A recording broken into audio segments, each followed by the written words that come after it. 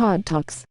If anyone's familiar with some of the writings in the Bible of the Old Testament, New Testament, and of Moses in particular, or you'll know what I'm talking about when I want to talk about the I am principle. I've mentioned that quite a bit, the I am principle. You know, who are you really? Who are we really? It was a story in the Bible where when Moses was coming down from the mountain and asked God, you know, who do I tell him sent me? And he said, tell him I am. And that's the I am discourses I've mentioned. There's a lot of writings about this, you know, I am.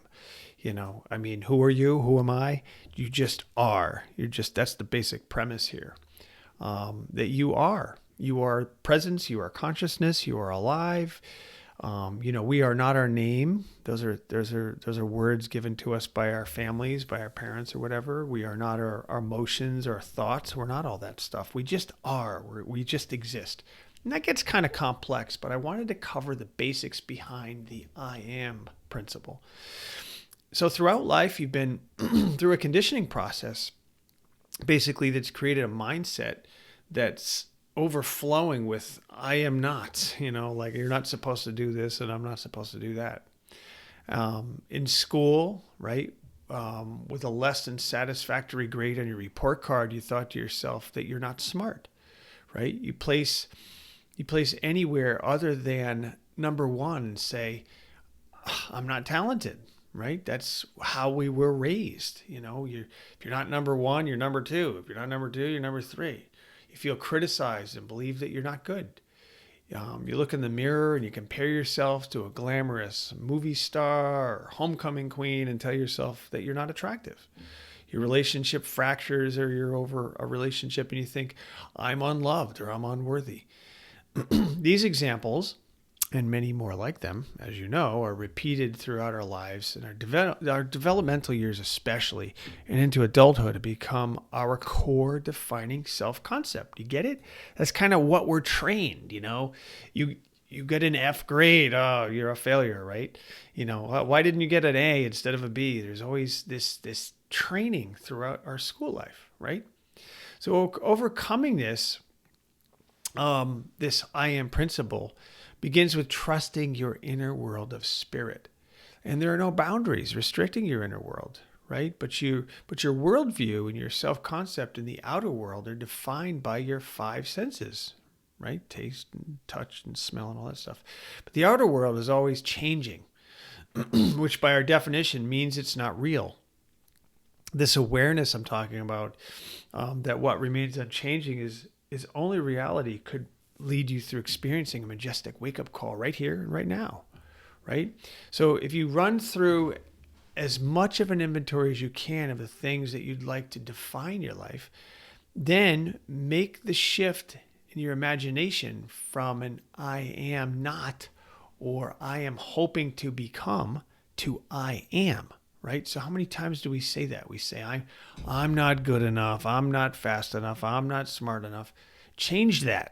It's my point to I am. Just I am. You don't even have to finish the sentence, but you can start by I am.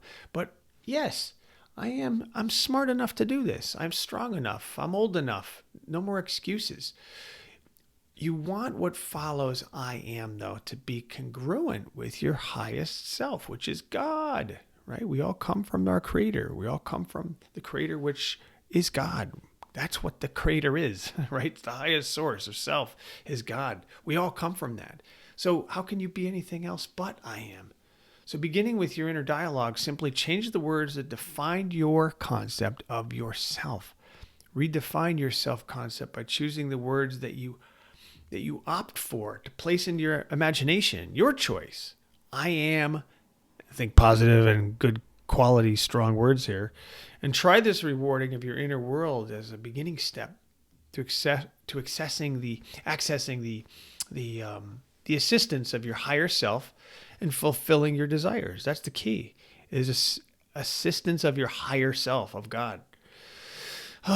So instead of I am incapable of getting a good job, I'm incapable, I can't get a better job, shift to I am fully capable and I'm going to get a better job in something that I love doing.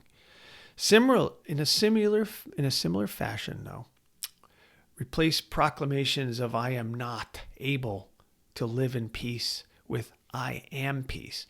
In other words, especially this day and age, with all the violence going on, it's just not possible to live in peace. What I'm saying is be peace. Like, don't act it out. Be it. Allow the inner peace inside of you to just be there. Tap into it. It's already there. Just be peace. Because when you are being something, when you are something, when I am something, you can't be anything but. So make the decision. Try a light meditation. Just sit quietly and close your eyes and take some nice, slow, deep breaths and just pretend that you are peace. You are the source of peace. I am the source of happiness. I'm the source of love. And just be that, right? People that, and who I'm talking to here, when you say you're unlucky in love, replace that with I am love.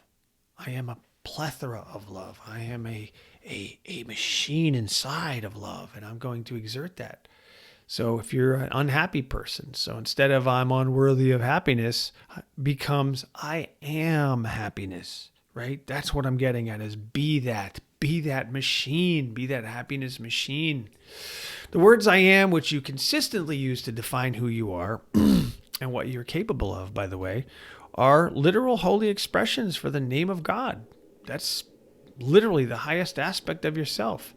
So break those lifelong habits of unwittingly, and I know I don't want. I want to be careful how I say this, but they are lifelong habits, and I've done it myself by sort of blaspheming His holy name. Okay, because when you say I am not capable of, you are blaspheming the Creator of God. That's not how we're made. It's just not true. So let's not do that. Let's discontinue using bad labels to cast, aspirations on your holy self. Always make your very first consideration of the honoring of your divine spirit. That's really important. This will allow you to rise to previously unimagined heights. I'm telling you, you can do so many better things by doing this.